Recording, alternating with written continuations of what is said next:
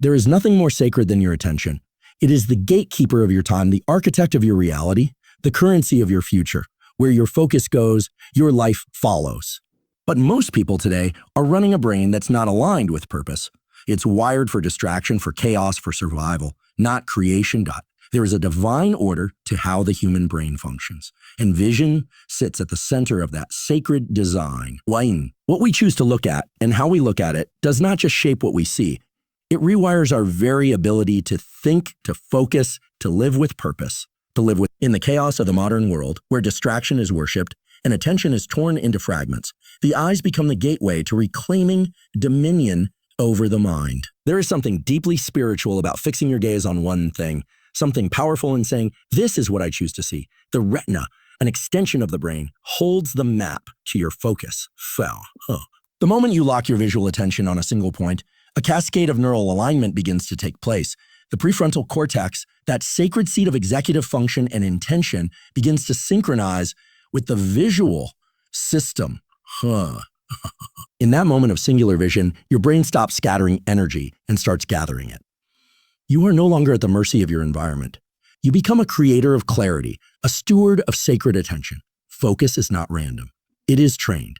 And training begins with the eyes on me. When you look at something with intensity and intention, a word on a page, the center of a target, the face of a loved one, you are not just seeing, you are shaping your internal state. You are calling your mind to order. You are silencing the chaos.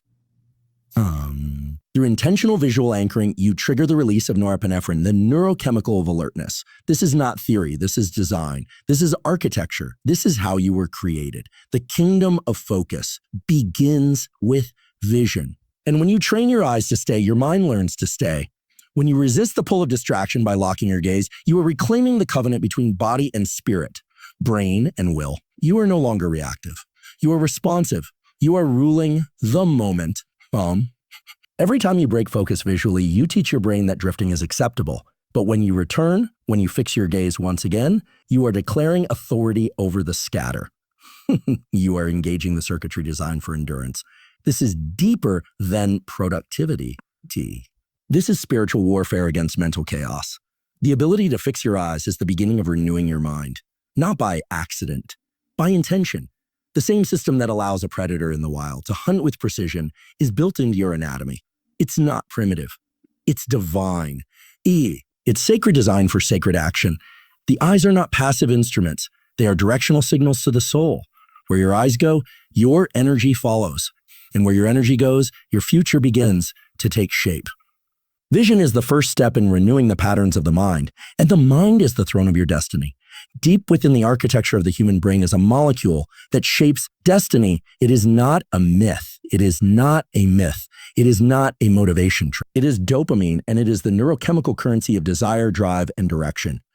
Every goal you chase, every vision you pursue, every task you commit to, it all begins with this sacred signal. But most people misunderstand it. They treat dopamine like a spike, like a thrill, like a fleeting reward. That is a mistake. The real power lies not in the peaks, but in the baseline. The foundation, the quiet reservoir of readiness that determines whether you rise with purpose or drag through the day, like a servant to fatigue. Ending fatigue. Your baseline dopamine level is not fixed. It is shaped. It is earned. It is trained. And the way you manage it will determine the trajectory of your energy, your focus, your life. When dopamine is depleted, the world goes gray. The future feels heavy. The smallest task becomes unbearable.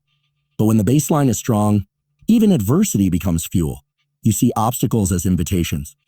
You feel pulled forward by a sense of unseen momentum. This is not magic. It is neurobiology. And it can be cultivated, not with shortcuts, not with constant stimulation, but with deliberate discipline and protocols rooted in sacred physiology. Abstaining from constant rewards, delaying gratification, resisting the compulsive chase for novelty, these are spiritual acts of neurological refinement. Each time you resist the shallow hit of distraction, the scroll, the snack, the screen, you are protecting your baseline. You are honoring the ancient pathways that govern resilience. When you earn your dopamine through movement, through breathwork, through purpose-driven work, the brain responds with reverence. Stabilizes. It sustains. It gives you more capacity. The ventral tegmental area and the nucleus accumbens, the divine circuitry of pursuit and pleasure, become allies instead of saboteurs. You no longer need to chase. You begin to attract. You no longer beg for motivation. You wake with it embedded in your cells. This is the path of the focused, the energized, the mentally sovereign. And it is available to anyone who learns to guard the gates. There is a battle happening every morning when you wake up. Will you protect your dopamine baseline, or will you sell it for crumbs of cheap stimulation? The answer determines everything. Because dopamine does not only govern how you feel, it governs what you pursue. And what you pursue becomes what you become. You are not just managing chemicals. You are managing character. You are shaping identity. You are either reinforcing the pattern of distraction or stepping into the pattern of power. To regulate your dopamine baseline is to regulate your internal compass. It is to stand with discipline in a world that sells indulgence. It is to honor the temple of your brain, knowing that the Creator did not wire you for weakness, but for sustained pursuit, for long-term vision, for divine reward. There is a rhythm inscribed in your biology. It is not man-made. It is not artificial. It was written into your cells long before you ever opened your eyes. These rhythms are called Ultradian cycles, natural waves of alertness and fatigue that rise and fall every 90 to 120 minutes. Most people ignore them, and in doing so, they fight against the very intelligence that was placed inside them. But those who understand, those who listen, those who align their work, focus, and recovery with these sacred cycles, they tap into a force that is nothing short of divine. It is the difference between dragging through the day and soaring through the hours, between burnout and breakthrough, between chaos and coherence. You were not designed to run like a machine. You were designed to pulse, to move in waves. There are windows during the day where your brain enters a peak state. The nervous system sharpens, the neurotransmitters align, and the gates of concentration open. These are the hours when deep work, insight, and spiritual flow are most accessible. But the world teaches you to ignore them, to push through, to caffeinate, to override. That is rebellion against sacred design, and it comes with a cost: brain fog, emotional burnout, hormonal imbalance, spiritual fatigue. You were not made to go nonstop. You were made to go deep, then recover. Focus, then reset. This is not weakness. It is wisdom. It is honoring the cadence of creation. When you organize your life around these cycles, working in focus blocks of 90 minutes, followed by intentional renewal, something extraordinary begins to happen. Your brain begins to trust you. The prefrontal cortex, the seat of planning and attention, becomes more precise. The limbic system, the emotional driver of distraction, quiets down. Cortisol, the stress signal, finds its proper place. You are no longer chasing time. You are moving with it. You are no longer at war with your biology. You are walking in step with it. The first 90 minutes of the day, especially, are sacred. Are sacred. They hold the highest cognitive potential, especially when aligned with movement, sunlight, breath, and focused intention. That window is holy ground. It's not just productivity. It's consecrated alignment with the way your Creator built you. To ignore these cycles is to ignore a blueprint for mastery. To embrace them is to return to a path of clarity, creativity, and command.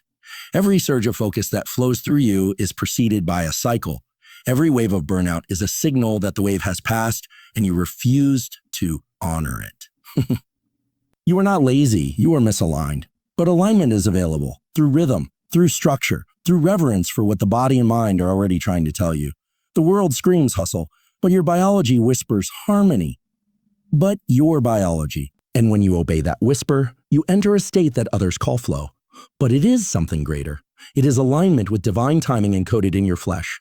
It is the pulse of purpose working through your system, clearing the noise and revealing the narrow path of true focus. There is a primal wisdom woven into the body, a truth that modern comfort has buried but not erased. The nervous system, the very infrastructure of your focus and energy, does not respond to thought alone. It responds to state. And the fastest way to shift state, to move from fatigue to alertness, from scattered to centered, is not through willpower. It is through physiology, through deliberate activation of the systems God has already placed within you. Cold exposure and intentional movement are not biohacks. They are ancient portals back to the warrior state, back to the truth of what you were built for.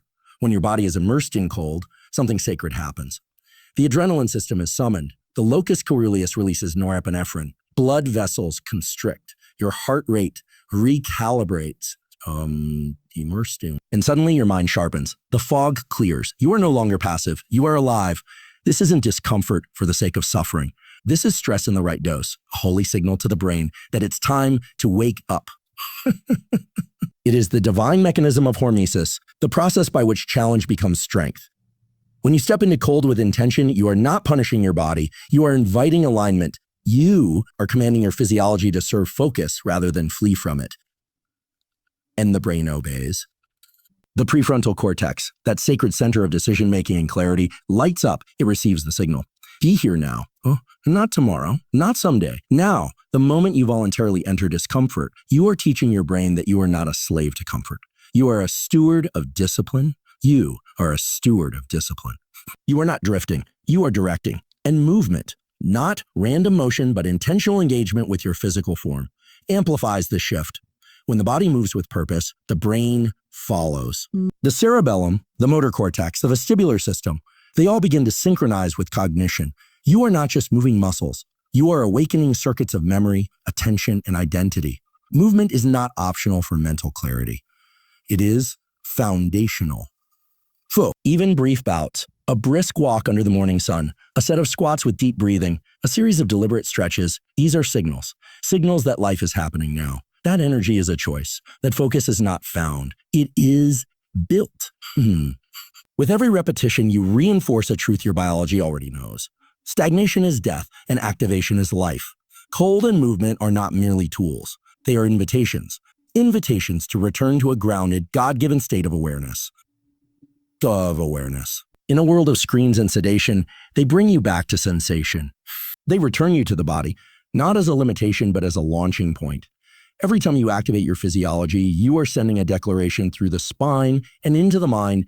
I am ready. I am awake. I am awake. I will not be ruled by distraction. You are not just optimizing chemicals. You are aligning with the ancient patterns etched into your design. The breath is not just air. It is information. It is electricity.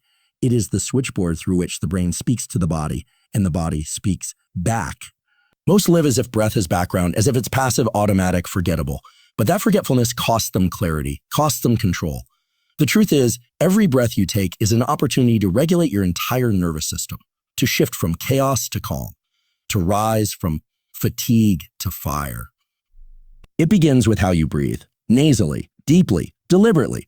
Because the nostrils are more than passageways, they are filters, sensors, regulators. They activate nitric oxide production, which opens the blood vessels and increases oxygen delivery to the brain. This is not theory. This is built-in design. Breath is not decoration. It is command.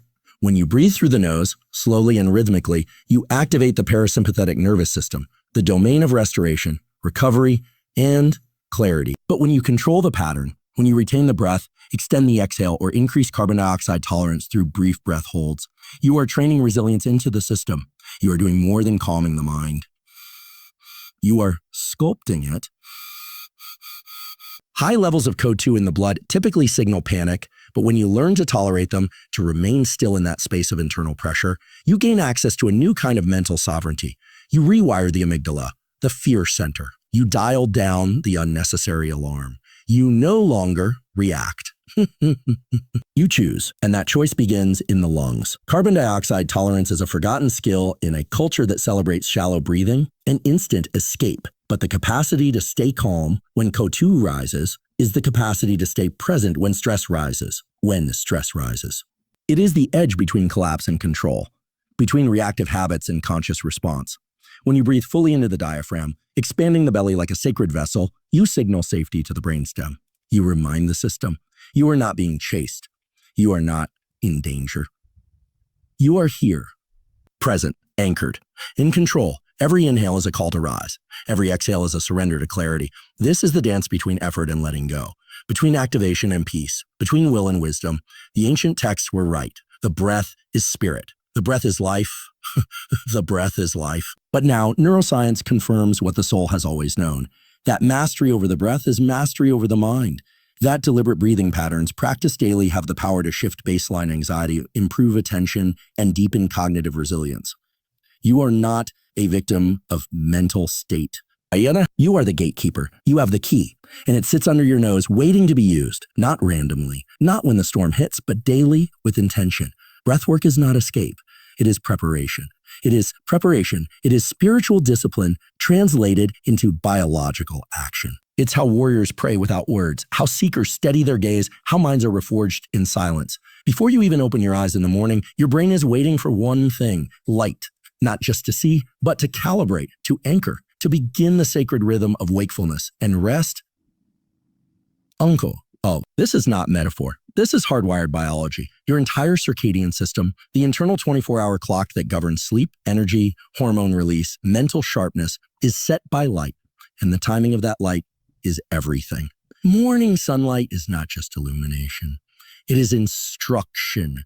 It tells your brain, now is the time to be alert, to be focused, to move forward. When that light hits the retina, especially within the first 60 minutes of waking, it activates the suprachiasmatic nucleus, the master clock inside the hypothalamus. This triggers a cascade, cortisol release, body temperature rise, dopamine activation. Your system boots up. The day begins, not by willpower, but by design. Miss that window and you drift through the day untethered. Energy crashes, focus fragments, sleep suffers, because your brain is still waiting for the signal it never received. And artificial light, screens and lamps will not replace what was divinely designed. You need photons from the sun. You need brightness measured not in lux alone, but in biological consequence. This is sacred alignment. It's not a wellness trend. It's the foundation of mental sovereignty, The light you receive in the morning doesn't just set the tone for the day. It sets the code for the night. Because about 16 hours after that light enters your eyes, your body begins to prepare for sleep. Melatonin is timed, created at random. Sleep is earned by what you do. In the light, sleep is earned by what you do. But light is not only a morning ritual. It is a compass throughout the day. Midday light reinforces alertness. And as evening comes, the absence of bright light, especially overhead, signals your system to downshift. This is when the pineal gland listens for darkness and begins to whisper melatonin into the bloodstream. This rhythm, when honored, brings peace. When ignored, it brings confusion. Late night screen use, bright LED, constant stimulation, these are not harmless habits.